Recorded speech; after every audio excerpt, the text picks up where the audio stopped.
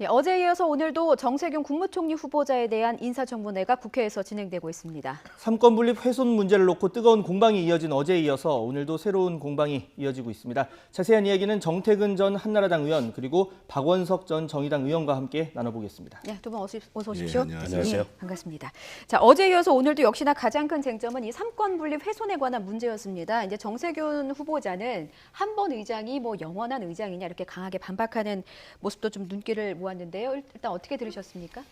뭐 말씀이 틀린 말씀은 아니죠. 한 번 의장이 영원한 의장은 아닌데, 근데 의장을 지내셨던 분이 총리로 간 전례가 없고, 이제 그만큼 이례적인 데다가 또 이 의장을 하고 나시면은 대체로 정계를 은퇴하는 게 최근의 관례였습니다. 그런 점에 비추어 봤을 때 국회의장을 하신 직후에, 뭐 직후죠. 전반기 의장을 하셨으니까 예. 이 총리가 되는 거에 대해서 입법부의 권위, 위상 이런 거에 손상이 오는 거 아니냐 이런 지적은 전 충분히 있을 수 있다고 생각을 해요. 예. 다만 이제 정세균 의장께서는 어쨌든 그 국가 발전을 위해서 요구되는 역할이 있는데 그걸 마다할 수 없고 그에 대해서 고민을 깊이 했으나 어쨌든 그런 요구되는 역할을 수행하는 것이 맞다는 판단이 들어서 하게 됐다. 근데 앞으로 이제 이런 전례들이 또 나오게 됐을 때, 특히나 이제 여야가 바뀌게 되면 그때 가서 비슷한 논란이 재현될 수 있는데요.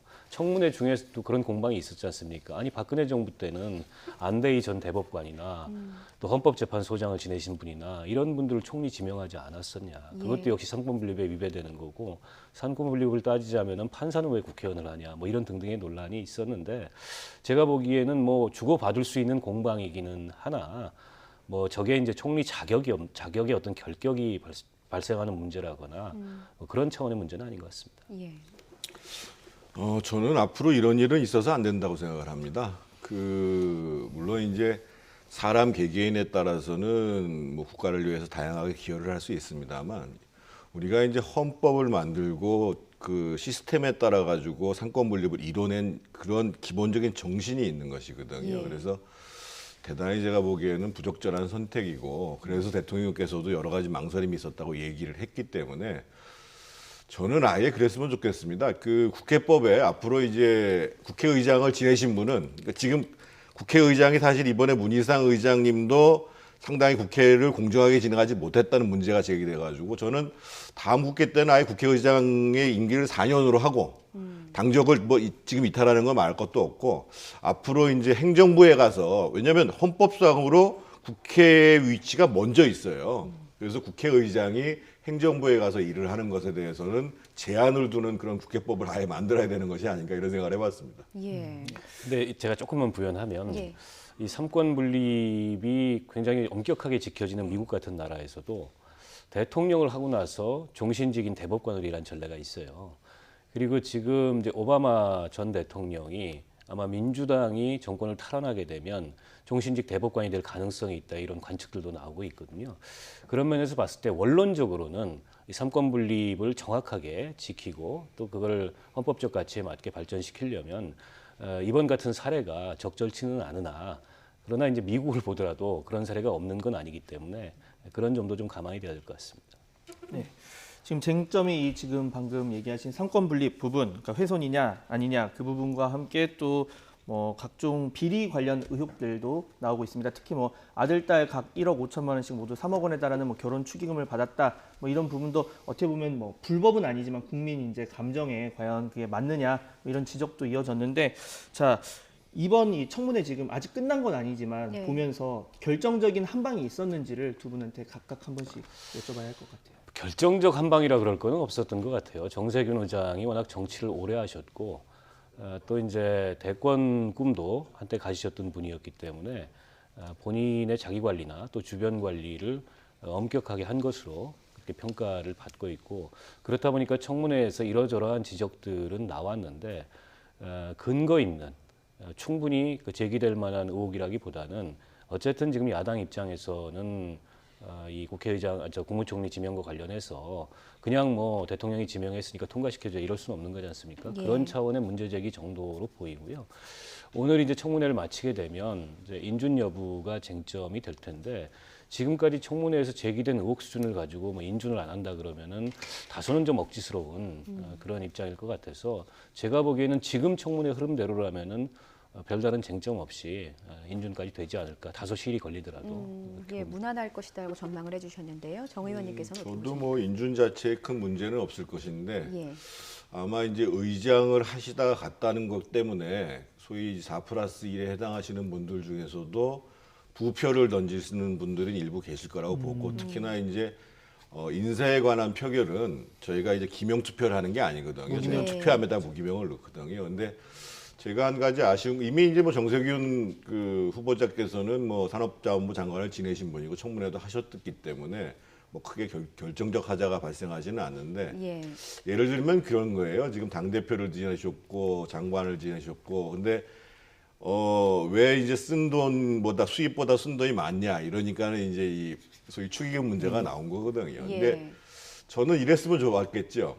아 사실은 내가 사회의 지도적 위치에 있는 사람으로서 뭔가 좀 작은 결혼식을 했었어야 되는데 그 상대방도 있고 그래서 그러지 못했던 점들에 대해서 참 죄송하게 생각을 하고 그러는 와중에서 이제 그 축의금이 들어오는 것이다. 그래서 어떤 국민들 정서에는 안 맞기 때문에 이 문제에 대해서 이제 정말 죄송하게 생각한다. 그런 자세를 사실은 지도자로서 보여줬으면 더 좋았지 않았겠는가 생각을 한편 하고 그리고 이제 이번에 특히 이제 협치 내각을 말씀을 하셨거든요. 예. 지금 이제 집권당에서 문희상 의장도 집권 그 의장이 됐을 때에는 첫 번째도 협치, 두 번째도 협치, 세 번째도 협치라고 했는데 실제로 국회의원을 하시는 거 보면 그렇지 않아요. 그래서 저는 좀 정세균 그 후보자께서 총리가 되시면 적어도 두 가지.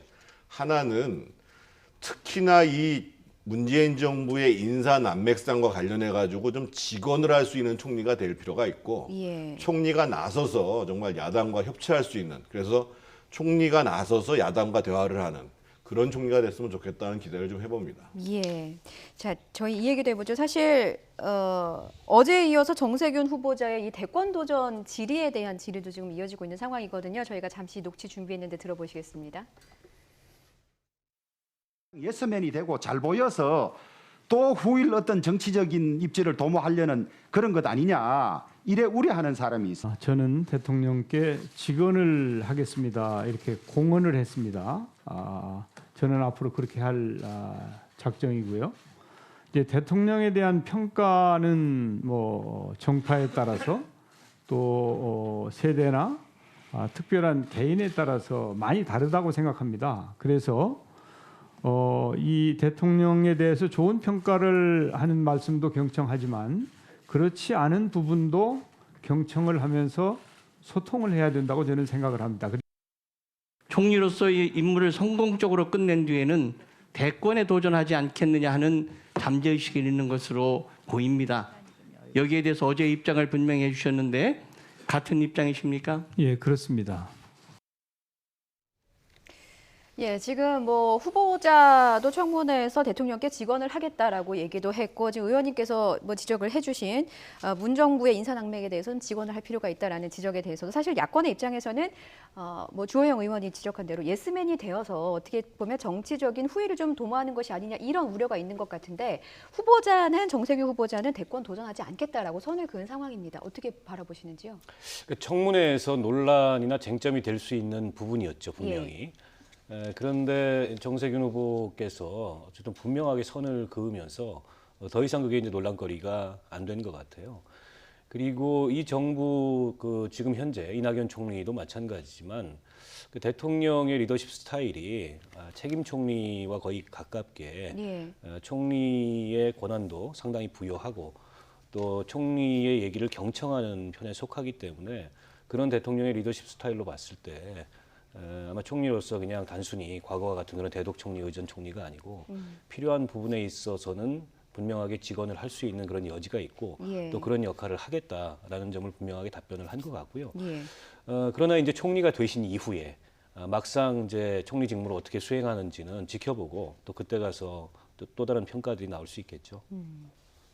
집권 후반기를 시작하면서 총리가 만약에 대권에 대한 뜻이 있다고 얘기하면 큰일 나죠. 왜냐하면 하늘에 태양이 두 개 있는 게 되잖아요. 예. 그래서 총리의 자리에 있는 또 총리의 자리를 가는 과정에서는 뭐 당연히 그 대권 나가지 않겠다고 말씀을 하시는 거고, 저는 이제까지 이제 정세균 후보자가 걸어온 길을 보면 특히 이번에 사실은 여러 가지 논란, 전직 의장님들이 여러 번 전화를 하셨다는 거거든요. 이번에 총리 가면 안 된다고. 예. 그럼에도 불구하고 총리직을 선택하신 것은 대권으로 가는 과정에 대한 것도 염두를 해 두셨다고 봐요. 근데 결국은 전반기의 총리하고 다르게 후반기의 총리는 지금보다도 훨씬 문재인 정부가 어려운 상황에서 정권이 내리막길로 가는 과정 속에서 총리직을 하게 됩니다.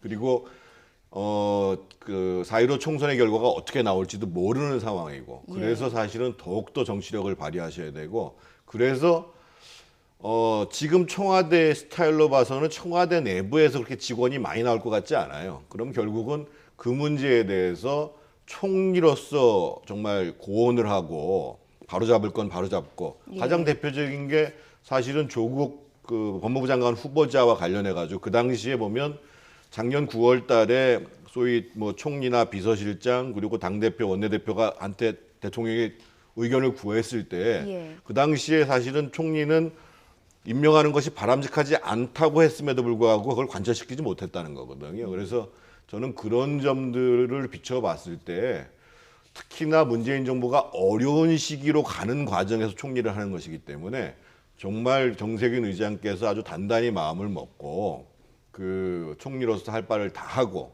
특히나 이제 형식적인 그 총리로서의 인사에 대한 국무위원 제청권이 아니라 좀 실질적으로 인사 검증을 하면서 제청을 하는 이런 총리가 됐으면 좋겠다는 말씀을 드립니다. 예. 자, 뭐 남은 청문회도 좀 관심 있게 지켜봐야 할 것 같고, 좀 이 말을 하지 않을 수 없을 것 같습니다. 오늘 오전에 전해진 소식인데 이란이 이라크 내에 있는 미군 기지를 공격을 했다라는 이제 보도가 나왔고, 이와 관련해서 또 미국이 뭐 보복을 할 가능성도 이렇게 되고 있고 한데, 이게 중요한 게 우리 기업이나 뭐 교민뿐 아니라 우리 기업에 주는 영향. 벌써 오늘 주가가 휘청이고 있지 않습니까? 이런 상황인데 정치권에서도 좀 슬기롭게 헤쳐나가야 될 것 같은데. 그렇습니다. 걱정이 많이 됩니다. 일단 국제 원유가가 등락폭이 굉장히 불안정해지고 있고, 우리가 이제 중동산 그 원유 수입 비중이 전체 한 70% 정도 되고, 그 대부분이 이제 호르무즈 해협을 통해서 수입이 되는데, 거기에 이제 무력 충돌이 발생을 해서 행여 호르무즈 해협이 봉쇄된다든지 아니면은 중동 내에 있는 친미국 그 석유 시설들, 친미국 국가들의 석유 시설을 이란이 공격한다든지, 그렇게 되면 가뜩이나 지금 어려운 우리 정유 화학 업계에 어려움이 여러 가지로 가중될 상황이어서 교민 안전 문제뿐만이 아니라 이 경제도 좀 비상하게 대책을 세워야 되는 상황이 아닌가 싶고요.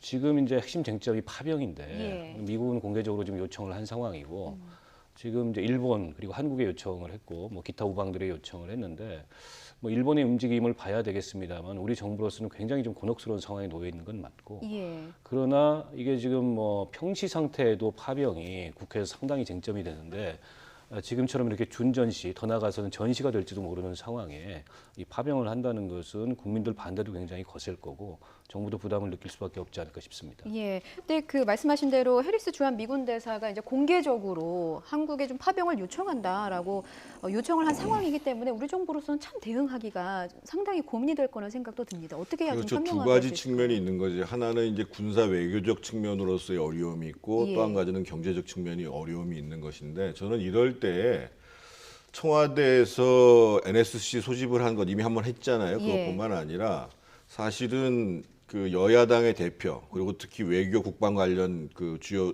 상임위원장들하고 같이 회의를 해서 이러한 정말 그 국가적으로 굉장히 중요한 문제에 대해서 공통점들을 높여가는 과정들이 굉장히 중요하다고 보여지거든요. 왜 그러냐면 지금 이제 미국에서는 이미 이제 CNN 보도가 내일 아침, 그러니까 미국으로서는 오늘 저녁이죠. 저녁 때 트럼프의 중대 발표가 있을 거라고 얘기를 하거든요. 통상 중대 발표라고 한다고 하면 이거는 이제 전면전으로 간다라고 발표할 가능성이 굉장히 큽니다. 왜냐하면 이미 이제 미군 기지 두 군데가 수십 개의 지대지 미사일로 타격을 받았기 때문에. 근데 지금 이제 이란 전력은 지금 중동 내에서 최대의 전력이거든요. 그러니까 지상군만 해도 정규군이 한 35만, 혁명수비대가 15만, 그러다가 얼마 전에 그 술레이마니가 지도했다고 하는 그 그 혁명 비밀 조직 비밀군 같은 경우가 한 5천, 뭐 해군도 한 2만 이렇게 된다는 거거든요. 네. 그래서 이 문제가 상당히 장기화될 가능성이 있어요. 그래서 그런 문제와 관련해서 지금 이미 이제 해리스 대사 같은 경우에 주한미 대사 같은 경우는 예정대로 파병 호르무즈 해협에 파병을 해달라고 그랬었고 그 전까지는 우리 국방부에서 소위 소말리아 아덴만에 나가 있던 강감찬함을 2월달에 복귀시키면서 이제 그 새로 이제 왕건함이 가면 주둔 지역을 변경시키는 걸로 해결하고 그랬다가 아직 결정된 바가 없다고 얘기했거든요. 예. 그리고 아까 뉴스를 보니까 일본에서는 자위대 파병을 이미 하겠다고 발표한 상황이에요. 예. 그래서 이 문제와 관련해서도 제가 봤을 때는 상당히 어려움이 있어요, 결정 과정에. 그래서 그런 차원에서라도 청와대 NSC에서만 결정할 것이 아니라 이럴 때 실제로 여야가 다 모여서 어떻게 대응하는 것이 좋은가라는 문제도 얘기를 해야 되는 것이고 예. 특히나 이제 어제 NSC 상임위 소집할 때 보면은 산자부 장관을 불렀었어요. 근데 당장 지금 우리 소위 산업계가 어떻게 대응할 것인가에 문제가 제기돼요. 조금 전에 말씀하셨던 것처럼 이란산 석유라는 것은 의미가 없는데 호르무즈 해협을 통과하는 우리 원유가 대략 70% 80% 되고 예. 만약에 이것이 장기화됐을 경우에 그럴 경우에는 어떻게 대응할 것인가가 나오는 거거든요. 예. 그래서 저는 지금 여러 가지로 여야 관계가 안 좋습니다만 지금 그 이란 사태와 관련해서는 굉장히 어려운 상황이기 때문에 적어도 이 문제와 관련해서는 청와대에서 먼저 여야 지도자들 좀 만나자 얘기를 하고 그리고 정부 차원의 산업적 대응뿐만 아니라 사실은 실제 각 기업 입장에서도 예. 이 문제에 대한 대응 문제를 그리고 또 애로점들에 대해서 청취하고 이런 과정들을 좀 진행해야 되는 것이 아닌가 이런 좀 긴박한 상황인 것 같습니다. 예. 뭐 초당적으로 지혜를 모아야 한다 그리고 민관이 함께해야 된다 이런 말씀해 주셨고 방금 얘기 중에서 이제 트럼프 대통령이 원래 오늘 밤에 뭐 발표를 한다 안 한다 하다가 조금 전 들어온 소식이 이제 내일 아침에 발표를 하기로 얘기를 했다는 점 말씀드리고 좀 지켜봐야 할 것 같습니다. 자. 그렇다면 이제 국내 정치권 상황 또다시 이제 알아보겠습니다. 각 예. 당의 인재 영입 상황을 좀 알아보면요. 이 민주당의 총선 인재 영입 5호로 발탁된 전직 소방관 오영환 씨가 이 조국 전 법무부 장관 자녀의 입시 비리 의혹을 관행이라고 해서 논란이 되고 있습니다. 일단 발언 들어보고 얘기 나눠보시죠. 청년으로서 지금 굉장히 많은 언론에서 또 검찰에서 세워나온 정보로 인해서 그런 이제 모든 학부모들이 이제 그 당시에 해온 일상 그 관행적으로 해온 그런 행위들을 너무 지나치게 부풀려서 그렇게 보도되는 것에 대해 물론 허물이 있을 수 있습니다. 하지만 작은 허물조차 너무도 침소봉대하게 자, 이 관행이라고 이제 표현을 했는데 이 부분에 대해서 뭐 이미 저희가 방금 녹취를 들었으니까 더 설명할 건 없을 것 같고 두 분 의견을 좀 각각 들어봐야 할 것 같아요. 일단 당시에 지금과는 이제 입시 사정이나 상황이 많이 다르긴 했지만 모든 부모들이 그렇게 하지도 않았고요.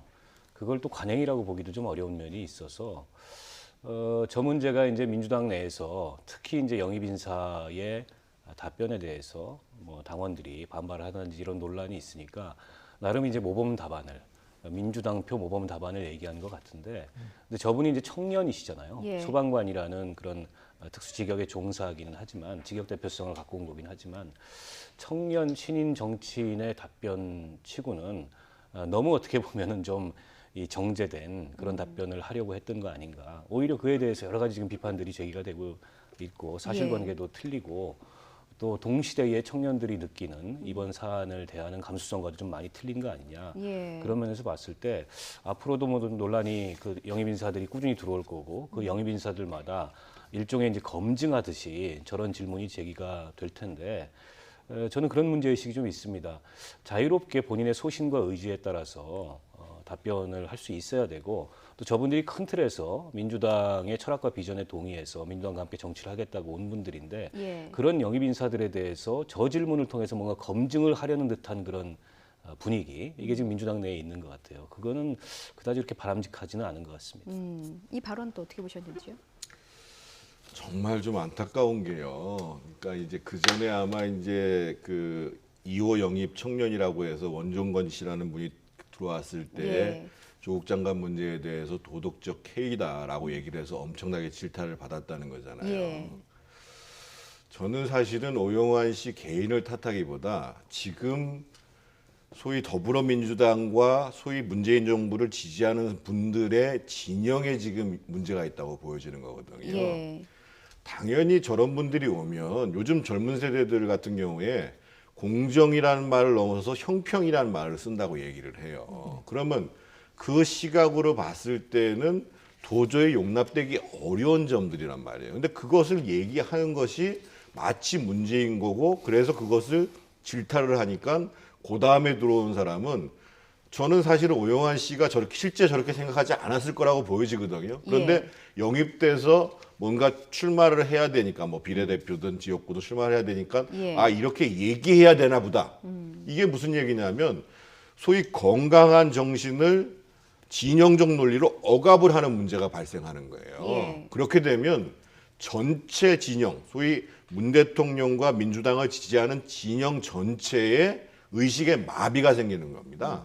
그래서 오영환 씨 한 개인을 탓하기 이전에 새로 저렇게 영입이 되신 분들이 저렇게 얘기할 수밖에 없는 그 민주당 내부의 상황에 대해서 네. 저는 민주당 내에 여러 양식 있는 사람, 아까 얘기 보니까 저분한테 뭐 이렇게 목걸이 같은 걸 주시는 게 김부겸 의원님이신데, 정말 민주당 내에서 좀 합리적인 의원이라고 한 분들이 정말 강하게 문제 제기를 해야 됩니다. 최근에 진중권 씨가 이전에 같은 진영에 있음에도 불구하고 아, 이것은 진영의 문제가 아니고 옳고 그름의 문제를 얘기를 하는 거잖아요. 예. 그래서 저는 민주당 진영 전체가 한번 깊게 성찰할 문제라고 보여져요. 예, 그렇군요. 자, 이번에는 한국당이 선택한 인재 영입 보겠습니다. 탈북민 출신의 인권운동가 지성호 씨, 체육계 미투 1호인 김은혜 씨를 새 외부 인사로 영입을 했습니다. 그러니까 지난해에 박찬주 전 육군대장 영입 논란 이후에 2달여 만에 장고 끝에 나온 영입 인재인데 어떻게 뭐 반전이 가능하리라 보십니까? 좀 더 지켜봐야 될 것 같습니다. 일단 두 분만 지금 들어오신 거고 예. 후속 영입이 준비되어 있는 게 어떤 게 있을지 그에 따라서 인재 영입에 대한 어떤 평가가 갈릴 텐데 예. 일단 자유한국당이 지난번에 박찬주 전 대장 영입을 통해서 큰 실패를 한번 했고 예. 또 최근에 민주당에서 주로 청년층 중심의 영입이 이어지다 보니까 아마 이제 영입의 방향을 좀 바꿔서 청년 세대에서 상징성이 있는 분들 그리고 이제 뭐 공동체를 위해서 헌신하거나 뭐 봉사한 이런 분들을 찾다가 두 예. 분을 영입한 것 같은데 저 두 분에 대해서는 뭐 긍정적으로 평가할 대목이 있다고 생각해요. 탈북민도 국민이고 또 탈북민의 숫자도 또 늘어나고 그리고 자유한국당의 가치나 이념에서 봤을 때 탈북민을 내세워서 뭐 북한 인권이라든지 이런 문제를 부각시키겠다는 거는 그 나름의 이제 전략이고 또 김은희 씨 같은 경우는 체육계 미투 1호 아니겠습니까? 예. 기존의 미투가 주로는 이제 진보 진영 내에서 주로 이 미투 운동이 일어나고 또 여성계가 중심이 돼서 일어났는데 그로부터 자유한국당은 상당히 동떨어진 어떤 정당인 걸로 비춰진 면이 분명히 있거든요. 그걸 좀 불식시키겠다는 노력의 일환으로 보기 때문에 예. 저는 뭐 긍정적인 영입이라고 보고 있습니다. 작년에 이제 탈북하셨다가 정말 어렵게 사시면서 돌아가신 분 기사가 크게 났었잖아요. 네. 그래서 정말 우리 한국 사회가 이 탈북민에 대한 정책들을 제대로 하고 있는가라는 것에 대한 의문이 제기된 시점이거든요. 그런데 이 지성호 씨 같은 경우가 소위 이제 그 꽃제비라고 얘기를 하죠. 어려워서 장마당에서 이제 뭐 물건 가져다가 이제 어렵게 먹고 그러다가 이제 한쪽 팔과 한쪽 다리를 잃었던 분들이고 그래서 저는 그 자유한국당이 그동안에 관심을 갖지 못했던 부분에 대해서 보다 더 적극적으로 그런 국민들을 유념하겠다라는 예. 의지의 표현으로 봐서 저거는 뭐 긍정적으로 평가할 문제인 것 같습니다. 자, 이렇게 뭐 각계각층에서 이제 인재 영입이 이어지고 있는데 아직까지 영입이 되진 않았지만 뭐 이수진 부장판사 그래서 사법농단 의혹을 최초로 이제 제보를 했었던 폭로를 했던 분이 지금 뭐 이제 출마를 할 것이다 이런 관측이 나오고 있는 상황인데 예. 이 이제 나경원 그 전 원내대표 한국당 원내대표의 대항마로 거론이 되고 있는 그런 상황이에요. 뭐 총선 때 되면 보통 이제 상대 중진이나 혹은 대표적인 정치인의 지역구에 일종의 이제 표적 공천, 예. 전략 공천 이런 걸 하는 경우들이 왕왕 있습니다. 근데 나경원 전 원내대표의 지역구가 이제 동작을인데요. 예. 그 동작을 지역구가 지역구 특성 자체로는 민주당한테 그렇게 험지는 아니에요. 호남 그 인구도 굉장히 많고. 예. 근데 이제 18대 총선 이후로 한 번도 못 이겼다는 거죠. 그래서 민주당 입장에서는 어쨌든 전략적으로 이번에 탈환을 해야 되겠다. 그리고 이제 인근 지역에 미치는 이 선거 파급 효과도 굉장히 크기 때문에 그런 목표를 세운 것 같은데 지금 아직 이제 뭐 고민정 대변인을 공천한다, 또 이수진 판사를 공천한다, 설왕설래가 있는데 일단은 지켜봐야 될 것 같고요. 근데 그렇게 전략 공천을 하더라도 나경원 의원이 거기서 이제 재보궐 선거부터 시작해서 연거푸 당선이 됐기 때문에 상당한 네. 기반을 축적했고 또 원내대표를 지내면서 어쨌든 인지도나 이런 것들을 확고하게 쌓았기 때문에 그렇게 뭐 쉬운 선거는 아닐 것 같습니다. 예. 그런 면에서 민주당도 여러 가지 고심을 하고 있는 것 같아요. 예. 자, 이번에는 보수통합 얘기를 좀 해보겠습니다. 지금 공천 경쟁이 한창인데 어제 한국당의 황교안 대표 그리고 새보수당의 하태경 책임 대표가 만났습니다. 정치권의 뜨거운 관심사인데 이 보수통합의 핵심 당사자들의 만남인 만큼 의미심장한 말들을 주고받았습니다. 영상 보시죠. 지금 우리나라를 바로 세우기 위한 길은 오직 통합뿐입니다.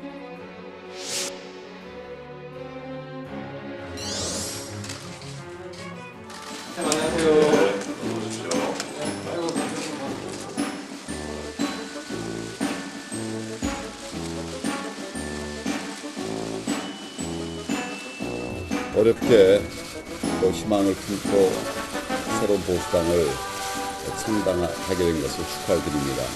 사랑과 신뢰를 받는 그런 정당이 되기를 바랍니다. 한동안 이제 같은 당에 있었었는데 이 자리에 같이 앉게 되니까 감회가 새롭습니다. 같은 당에 있었다고 말씀하셨는데 아마 같은 당에 있고 싶은 마음이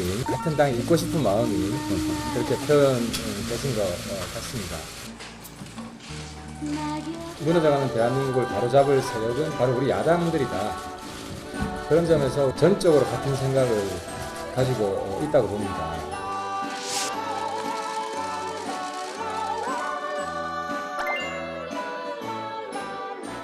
황교안 대표께서 통합의 필요성, 절박성 쭉 이야기를 했습니다. 맞습니다. 큰 틀에서 내가 생각하고 또 답변한 것이 당시 바른미래당에서 얘기했던 내용과 차이가 없다. 그런 얘기를 이미 밝혔죠. 여러 번. 보수 개혁의 일로 매진하면 반드시 한 길에서 만나게 되어 있다.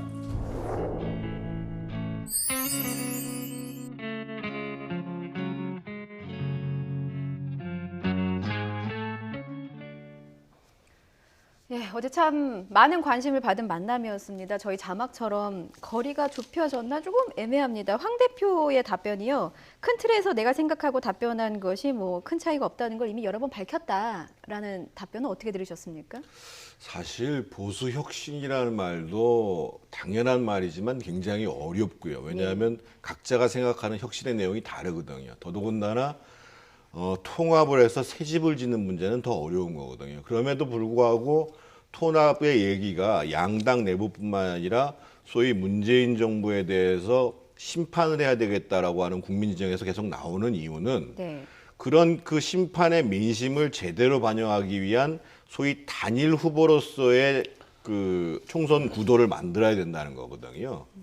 그래서 제가 말씀드리고 싶은 것은 지금 사실은 황 대표도 한번 얘기를 했습니다만 가장 그 통합해야 될 큰 집 중에 하나가 그 새보수당이기는 합니다만 또 예. 여러 부분들이 계시거든요. 그래서 저는 이런 말씀을 좀 제안드리고 싶어요. 그러니까 통합을 하고자 하는 이유는 단일 후보를 만드는 것이기 때문에 예. 일단 낮은 단계부터 합의하자 이거죠. 그래서 소위 단일 후보를 하겠다는 것에 대해서 소위 반 문재인 진영의 평가 투표를 하겠다고 하시는 분들한테 합의를 보는 것.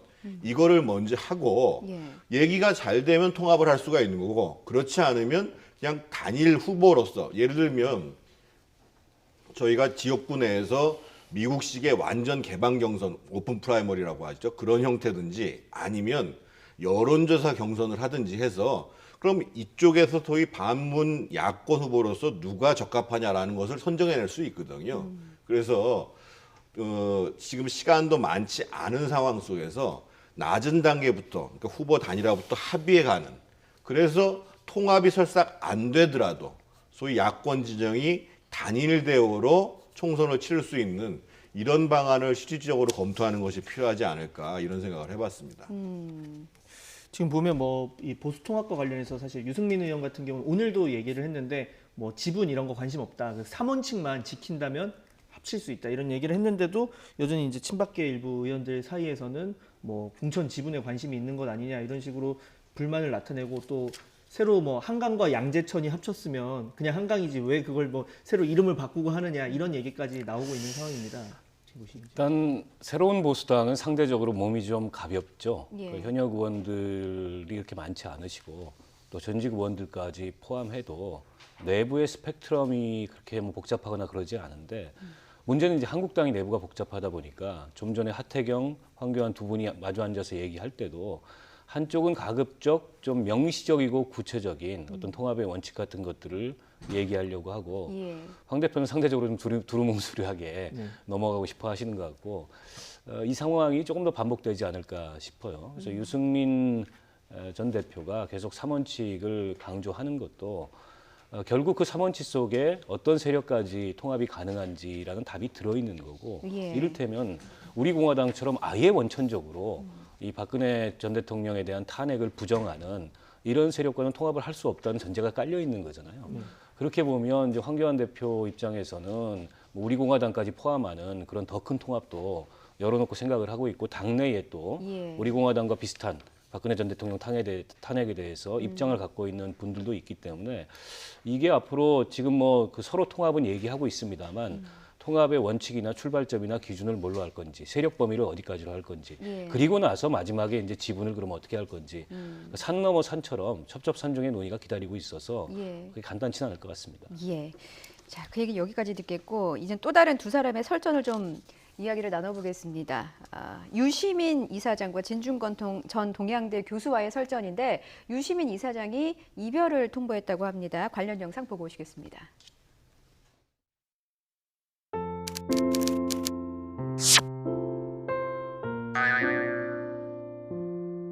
그때 필요한 것이 작별의 기술이에요. 최대한 존중하면서 작별하는 것이 좋지 않나? 조국 사태라는 이 특정한 사안에 대한 견해가 갈라진 거예요. 근데 지금 와서 갈림길에서 나는 이쪽으로 가는데 진 교수는 저쪽으로 가기로 작심한 듯 보여요. 진 교수가 페이스북에 올린 글의 내용이 네. 그 검찰발 기사들과 거의 같았거든요. 네네네. 저보고 이제 망상이라고 그러고 뭐 무슨 확증 편향이라고 그러지만 네. 그거 누구나 다 있는 거거든요. 밤에 혼자 있을 때 그 자기 자신의 영상 동영상도 보고 진 교수가 뭐 성인 디즈니랜드 예. I don't care. 예, 그거는 뭐 보는 사람의 자유잖아요.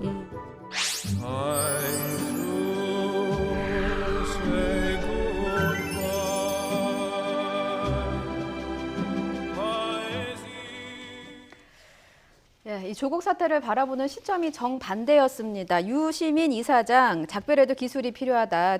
최대한 존중하면서 작별을 하겠다라는 말을 했고 기사가 나가니까요. 진중권 전 교수가 아니 그럴수록 더 대화가 필요한 겁니다. 자주 뵈어요. 뭐 이런 메시지도 SNS에 남겼더라고요. 유시민 이사장님께서 이제 총기를 잃어버리셨는지 생각이 다르다고 왜 작별을 해요?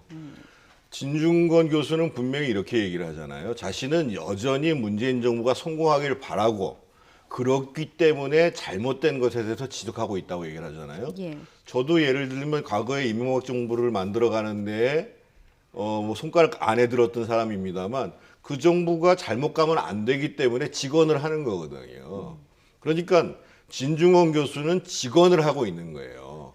그 생각과 유시민 이사장의 생각이 안 맞을 수가 있는데 근데 사실은 국민적 상식적 시각에서 보면 본인 스스로가 지금 망상 확진 편향 얘기를 할 정도로 유시민 이사장의 생각이 문제가 있다라는 것들이 드러나고 있잖아요. 그럼에도 불구하고 자기 진영을 위해서 일관되게 진영을 옹호하는 얘기를 하고 있으면 이 정도 시점이 됐으면 우리 헤어지자 이렇게 얘기할 것이 아니라 유시민 이사장이 내가 한번 나 자신을 깊게 한번 성찰해 보겠다. 그러고 나서 한번 직접 다시 한번 만나서 얘기해 보자.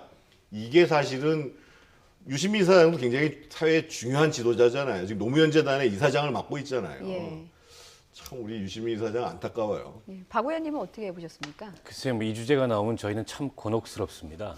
두 분 다 과거에는 저희 정의당의 당원이셨고 진중권 교수는 뭐 여전히 당원이고요.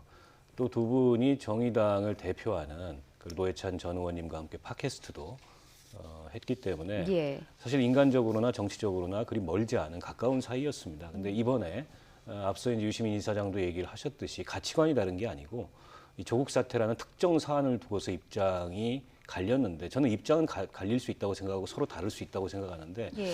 그게 지금 너무 극단을 치닫고 있는 게 아닌가 이런 생각이 들어서 저 유시민 이사장께서도 뭐 결별을 고하거나 작별을 고할 게 아니고 진중권 교수가 굉장히 사실은 그 모든 사안에 있어 시니컬하고 진영을 가리지 않는 분이에요. 본인이 옳다고 생각하는 게 있으면 상대가 같은 편이든 다른 편이든 어쨌든 그에 대해서 시시비비를 가리는 분인데 예. 그에 대해서도 조금 적절한 선을 지키면서 이 토론이나 혹은 논쟁이나 이런 걸 이어가면 어떨까 저는 그런 권유를 좀 드리고 싶어요. 있습니다. 오늘 말씀 여기까지 듣겠습니다. 지금까지 정태근 전 한나라당 의원 그리고 박원석 전 정의당 의원과 함께 이야기 나눠봤습니다. 고맙습니다. 그렇습니다.